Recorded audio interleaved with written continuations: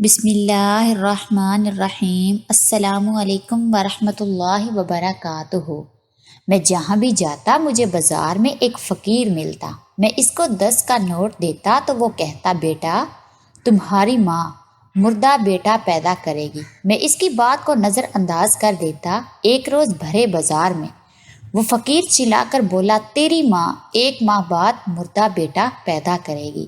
یہ سن کر مجھے شدید غصہ آیا اور میں نے فقیر کو تھپڑ مار کر کہا پاگل ہو تم، میری ماں تو 5 سال پہلے مر چکی ہے۔ فقیر روتا ہوا چلا گیا۔ ٹھیک 1 ماہ بعد کال آئی کہ آپ جلدی ہسپتال آ جائیں، آپ کا مردہ بھائی پیدا ہوا ہے۔ میں حیرانگی میں ہسپتال پہنچا تو نرس نے مجھے مردہ بچہ تھمایا۔ جب میں کمرے میں گیا تو میری روح کانپ گئی۔ وہاں تو وہ فقیر ابا ملک سے باہر رہتے تھے اور میں افضل کے ساتھ کراچی میں، سب کچھ صحیح چل رہا تھا، لیکن اب میرے ساتھ بڑے ہی عجیب و غریب واقعات ہونے لگے تھے۔ میں جب باہر نکلتا یوں لگتا جیسے کوئی مجھ پر نظر رکھ رہا ہو، لیکن جب مڑ کر دیکھتا تو پیچھے کوئی نہ ہوتا۔ میں عجیب کشمکش میں پھنس چکا تھا۔ میری اچھی نوکری لگی ہوئی تھی، ابا بھی ہر مہینے اچھی خاصی رقم مجھے بھیج دیا کرتے تھے۔ میں آزاد پرندے کی طرح اپنی زندگی گزار رہا تھا، لیکن اب یوں لگتا کوئی میرا تعاقب کر رہا ہو، لیکن میری ہر کوشش ناکام ہو جاتی اور پتہ ہی نہ لگتا آخر وہ ہے کون جو خفیہ طور پر مجھ پر نظر رکھے ہوئے ہے۔ میں نے یہ بات اپنے دوست افضل کو بھی بتائی تھی۔ یار مجھے یوں لگتا ہے کوئی میرا پیچھا کرتا ہے، لیکن کون یہ پتہ نہیں چل رہا۔ جب بھی دیکھتا ہوں وہاں کوئی موجود ہوتا ہی نہیں۔ میں نے کہا تو ہنس دیا، یار تو بھی نا فضول میں وہم نہ پالا کر، تجھے بھلا کون فالو کرے گا۔ اس نے میری بات کیا ہی سنی بلکہ ہنستے ہوئے میرا وہم سمجھ کر مجھے ٹال دیا۔ میں نے بھی سوچا ہو سکتا ہے میں اس بات کو کچھ زیادہ ہی سوچ رہا ہوں، اس لیے اپنے ذہن سے اس بات کو نکال باہر کیا۔ اگلے روز میں گھر سے تھوڑی فاصلے پر ہی تھا، مجھے ایک غریب فقیر ملا جس کے کپڑے بازو سے پھٹے ہوئے تھے، چہرے پر بیچاری تاری تھی۔ یہ سب تو ہمارے ملک میں بہت عام تھا، یہ لوگ ہاتھ پیر سلامت ہونے پر بھی کام کے بجائے مانگنے کو زیادہ اہمیت دیتے تھے، اور اگر کوئی سمجھانے کی کوشش کرے تو عجیب ہی طرح برتاؤ کرنے لگتے تھے۔ میں نے بھی زیادہ غور نہ کیا اور نہ ہی کچھ کہا، بلکہ اپنی جیب سے بٹوا نکالا اور 10 روپے کا نوٹ نکال کر اس فقیر کو دے دی۔ نوٹ دیکھتے ہی اس فقیر کے چہرے کا تاثر بگڑا تھا، جیسے اسے اتنے کم ہی امید نہ ہو، لیکن اس کے باوجود وہ چہرے پر مسکینی طاری کیے مجھے دیکھنے لگا، لیکن مجھے اس کی آنکھوں کی چمک بہت عجیب لگی تھی۔ میں ابھی سوچ ہی رہا تھا کہ وہ میرے اور قریب ہوا اور بولا لڑکے تیری ماں 1 ماہ بعد مردہ بیٹا پیدا کرے گی، اور کہتے ہی میری طرف شیطانی مسکراہٹ لیے دیکھتے وہاں سے چلا گیا۔ لیکن اس کی بات سن کر تو میرے پیروں تلے زمین ہی نکل چکی تھی، کیونکہ میری ماں کو مرے ہوئے تو 5 سال ہو چکے تھے، تو وہ فقیر کیا کہہ گیا تھا؟ ایسا کیسے ممکن ہو سکتا تھا؟ یہ تو ناممکن سی بات تھی۔ مجھے اسی کی بات کا کوئی سر پیر نہ لگا۔ پہلے جو میں حیران ہوا تھا، اب سوچ سوچ کر غصے سے میرا دماغ پاگل ہونے کے قریب تھا، کیونکہ وہ فقیر جانے انجانے میں میری مری ہوئی ماں پر الزام لگا گیا تھا۔ کیا پتا وہ ذہنی مریض ہو، اس لیے اس نے یہ سب کہا ہو۔ میں نے خود کو جواز پیش کرتے ہی اس بات کو ذہن سے جھٹکا تھا اور آگے کی طرف چل پڑا، لیکن پھر پورا دن نہ چاہنے کے باوجود بھی میں اس بارے میں سوچتا رہا تھا۔ اگلے روز جب گھر سے نکلا تو پھر سے وہی فقیر میرے سامنے آ گیا، اور آج بھی میں نے جب اسے پیسے نکال کر دیے تو وہ وہی بولا تھا، لڑکے 1 مہینے بعد تیری ماں مرا ہوا بیٹا پیدا کرے گی۔ اس بار میں نے اس کی بات سنی انسنی کر دی اور ایک سرسری سی نظر اسے دیکھتے ہی آگے کی طرف بڑھ گیا، کیونکہ مجھے وہ پاگل ہی لگا تھا جو ایسی باتیں کر رہا تھا۔ میں نے اس پر غور نہ کیا، لیکن آج بھی مجھے اس کے چہرے پر وہی شاطر مسکراہٹ نظر آئی تھی۔ میں نے اسے اپنے ذہن سے جھٹکا اور اپنی نوکری پر جاتے ہی اپنا سارا دھیان اپنے کام پر لگانے لگا، لیکن کامیاب نہ ہو سکا تھا۔ وہ اچھا بھلا شخص روز مجھے ایک ہی بات آ کر کہہ رہا تھا۔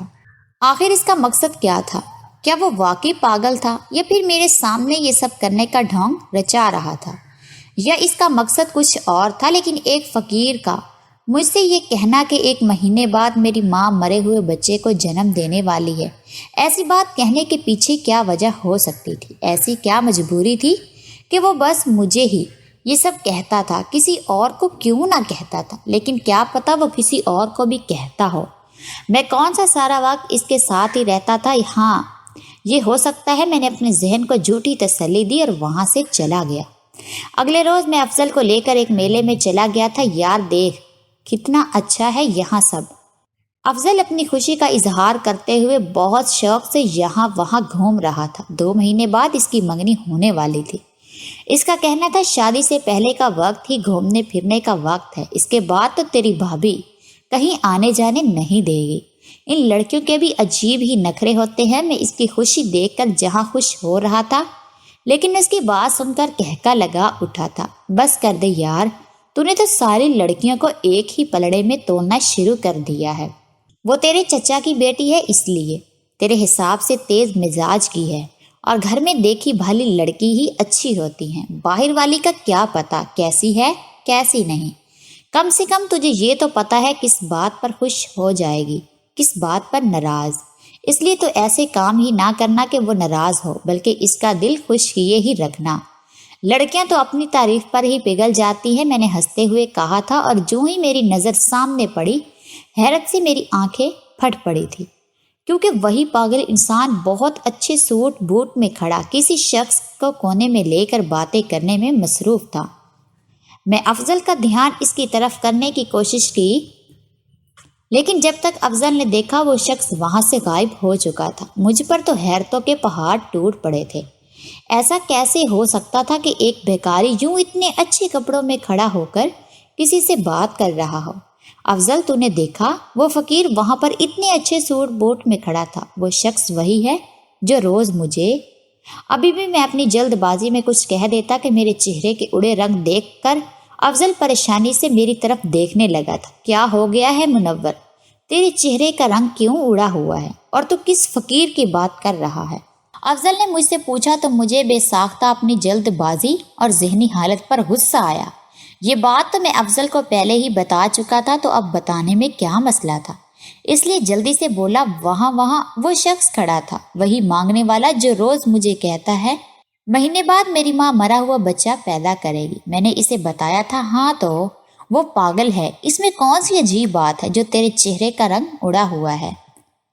افضل نے نارمل لہجے میں مجھ سے پوچھا تھا، ارے تو نے دیکھا نہیں جب میں تجھے کہہ رہا تھا اس نے سوٹ بوٹ پہنا ہوا تھا؟ ابھی وہ کسی آدمی سے بات چیت کر رہا تھا وہاں کھڑا ہو کر۔ میں نے افضل کی عقل پر ماتم کرتے ہوئے اسے پوری بات بتائی تھی، لیکن میری بات سننے کے بعد تھوڑی دیر خاموش رہنے کے بعد افضل جو ہنسا تو ہنستا ہی چلا گیا۔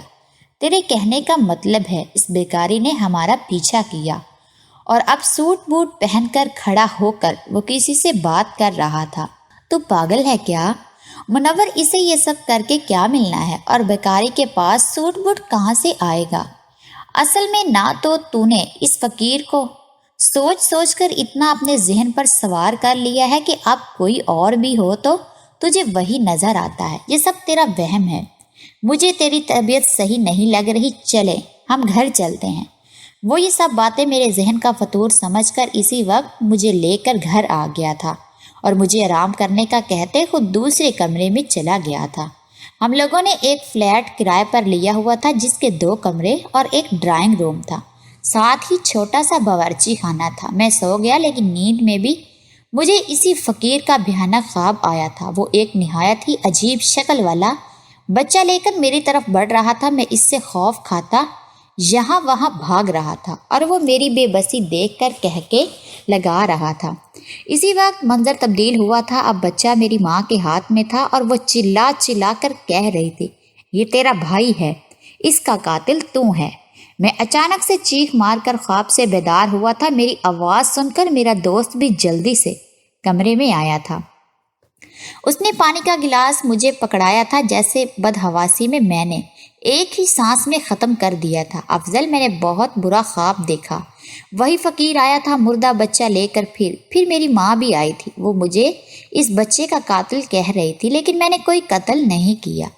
میری تو ماں بھی مر چکی ہے، یہ سب کیسے ہو سکتا ہے؟ افضل میں پاگل ہو جاؤں گا۔ میں نے اپنے بالوں کو مٹھیوں میں بھرتے ہوئے کہا تھا تو آرام کر منور، اصل میں بار بار اس کے بارے میں سوچ سوچ کر تو نے طبیعت خراب کر لی ہے، جس کی وجہ سے تجھے یہ برے خواب آ رہے ہیں۔ تو سو جا، میں تیرے پاس ہی ہوں۔ اس نے مجھے دلاسا دیا تو میں ایک بار پھر وہی سب سوچتے نیند کی وادیوں میں اتر چکا تھا، لیکن اگلے روز میرا پورا جسم شدید بخار سے تپ رہا تھا اور اس وقت میری زبان پر بس میری ماں کا نام ہی جاری تھا۔ اس مشکل وقت میں افضل نے میرا بہت خیال رکھا۔ ڈاکٹر کو لے کر آیا تو اس نے بھی یہی کہا کہ میں نے کسی بات کی بہت پریشانی لی ہے، جس کی وجہ سے مجھے شدید ذہنی دباؤ کی وجہ سے بخار ہو گیا ہے۔ اس کے بعد افضل نے پٹھیاں کی دوائی دی تو شام میں میں کافی بہتر محسوس کر رہا تھا۔ اگلے روز تک میں ایک بار پھر سے بالکل تندرست ہو چکا تھا۔ میں گھر سے نکلا اور آفس جا کر اپنا کام پورا کرتے بازار کا رخ مجھے اپنے لیے خریداری کرنی تھی۔ میں نے جاتے ہی اپنے لیے بہت خریداری کی، تب مجھے یوں لگا کوئی میرا پیچھا کر رہا ہو، لیکن میں مڑ کر دیکھتا تو وہاں کوئی بھی نہیں تھا۔ میں نے ساری خریداری کر لی تو بھوک کی وجہ سے میں وہیں پر کچھ کھانے کی غرض سے آگے بڑھا تو بازار کے بیچوں بیچ مجھے میرا دوست مل گیا۔ ابھی ہم بیٹھ کر کھانا ہی کھا رہے تھے کہ وہاں پر بھی وہی فقیر آ گیا۔ میں نے اس بار اپنے بٹوے سے 100 کا نوٹ نکال کر اسے دیا تو میری طرف دیکھا دیکھی میرے دوست نے بھی اسے 100 کا نوٹ پکڑا دیا اور کہا دعا کرنا میرا ہونے والا بچہ صحت مند ہو اور میری بیوی بھی بالکل ٹھیک ہو۔ فقیر نے اسے دعا دی اور وہیں پر بھرے بازار کے بیچوں بیچ چلا کر بولا، منور، تیری ماں 1 مہینے بعد مرے ہوئے بچے کو پیدا کرے گی۔ بڑی محفل میں سب کے بیچ اس کی زبان سے اپنی ماں کے لیے ایسے الفاظ سن کر مجھے طیش آ گیا اور میں نے اٹھ کر اسے پکڑتے کھینچ کر اس کے منہ پر تھپڑ دے مارا۔ اپنی بکواس بند کر، میری ماں کو مرے 5 سال ہو چکے ہیں اور تو میری مری ہوئی ماں کے لیے ایسے الفاظ استعمال کر رہا ہے۔ میں نے اسے 1-2 اور تھپڑ جڑ دیے تو میرے دوست اور باقی کے لوگوں نے آ کر ہمارے بیچ بچاؤ کیا تھا۔ میں غصے کے عالم میں جلدی سے وہاں سے نکل چکا تھا۔ میرا بس نہیں چل رہا تھا، وہ شخص میرے سامنے آ جاتا تو میں اس کا قتل کر دیتا۔ میں نے اپنا رخ اپنی ماں کی قبر کی طرف کیا تھا۔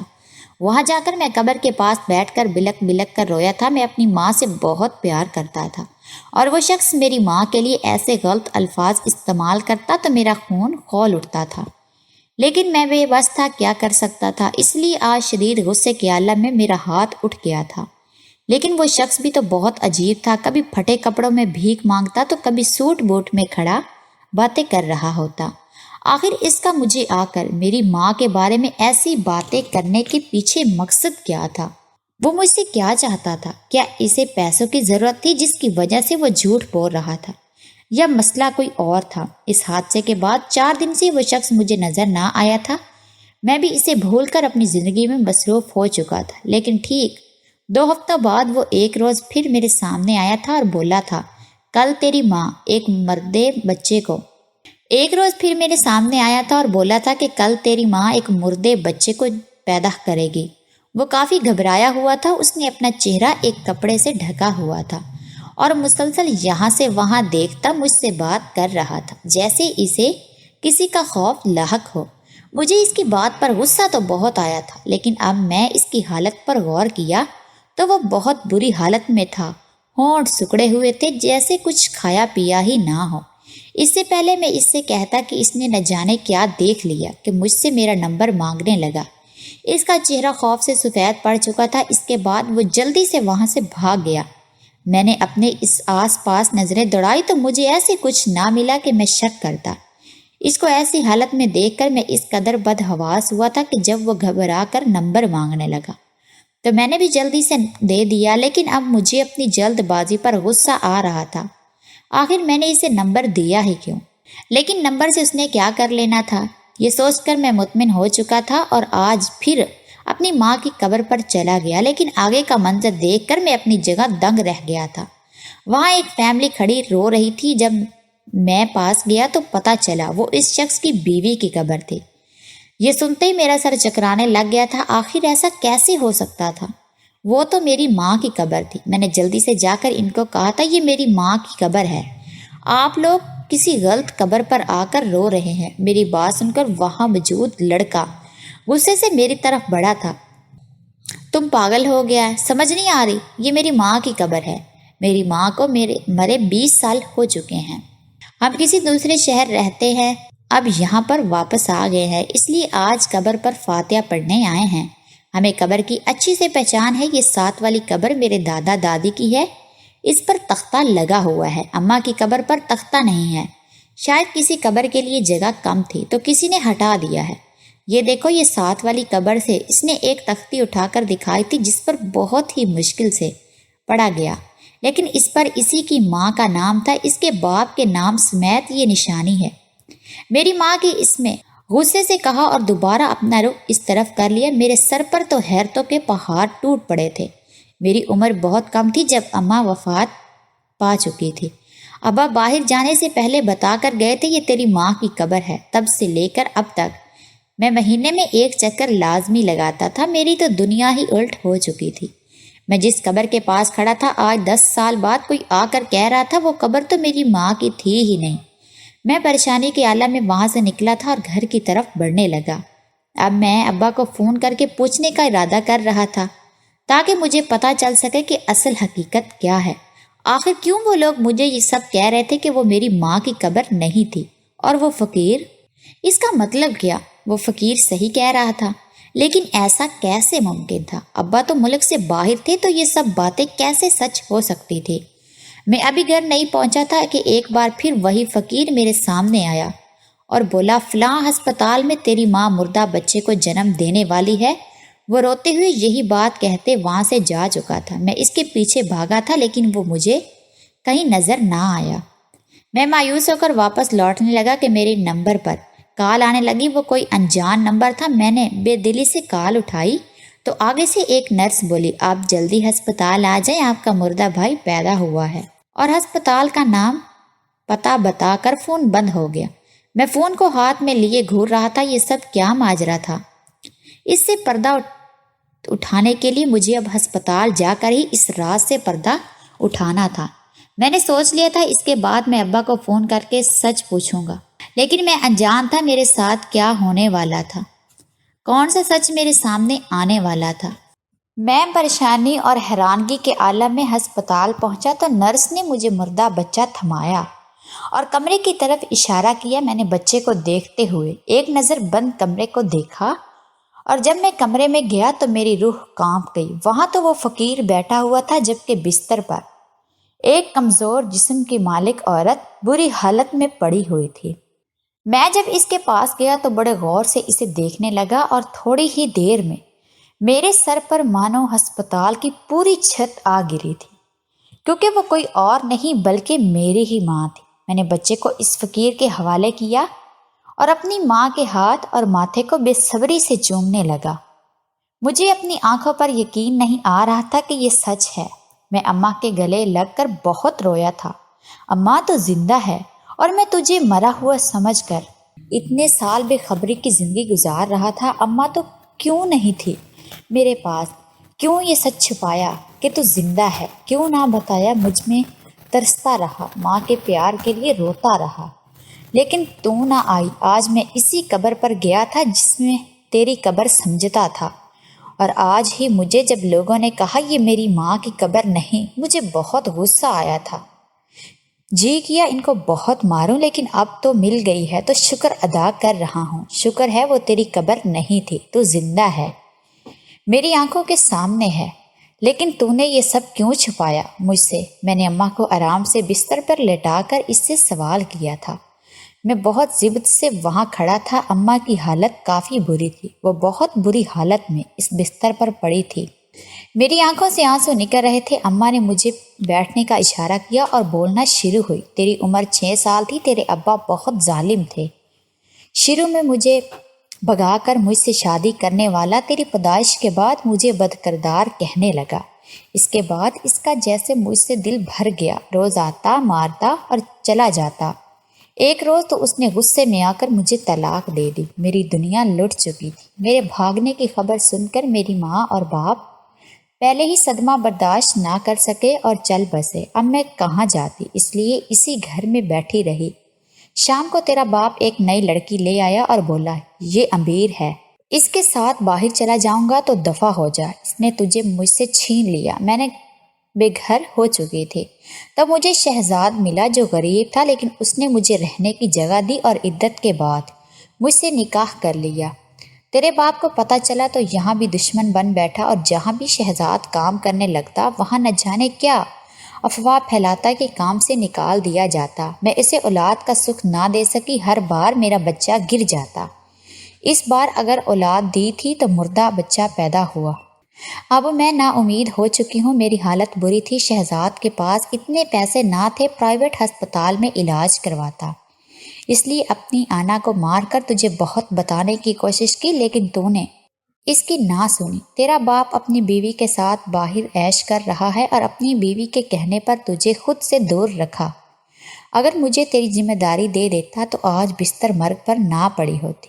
اماں زاروں قطار رونے لگی تھی، مجھے اپنے باپ سے نفرت ہونے لگی تھی۔ میں اماں کو اور اس کے شوہر کو گھر لے آیا تھا، اب میں ان کا خیال رکھتا، اور صحیح معنوں میں میں نے اپنی ماں کو اس کا اور شہزاد ابا کا بیٹا بن کر دکھایا تھا۔ شہزاد ابا کی بھی نوکری لگ چکی تھی، ان کے سر سے بوجھ اتر گیا کہ میرے پیسوں پر نہیں جی رہے۔ ابا اور اس کی بیوی کو پولیس نے نشہ بیچنے اور کالا دھندا کرنے کے جرم میں وہیں پر عمر قید کی سزا سنا دی تھی۔ اب ابا کا وہاں سے آنا ناممکن تھا۔ میں نے بھی ابا کو فون کیا اور نہ ان کی مدد کی، وہ اس کے ہی لائق تھے۔ ان کی وجہ سے اماں مرنے کے دوراہے پر آ چکی تھی اور وہ عیاشی کرتے پھر رہے تھے۔ ان کو ان کے کیے کی سزا ملی تھی۔ ہم سب اپنی زندگی میں خوش ہیں۔ آپ کو کیا لگتا ہے ابا نے اماں کو طلاق دے کر گھر سے نکالنے کے بعد مجھ سے اماں کی موت کا جھوٹ بول کر صحیح کیا؟ کیا ابا کا یہی انجام ہونا چاہیے تھا، یا مجھے جا کر ان کی مدد کرنی چاہیے تھی؟ کیا مجھے صرف اپنی اماں کو اپنے ساتھ رکھنا چاہیے تھا اور شہزاد ابا کو ساتھ نہیں رکھنا چاہیے تھا؟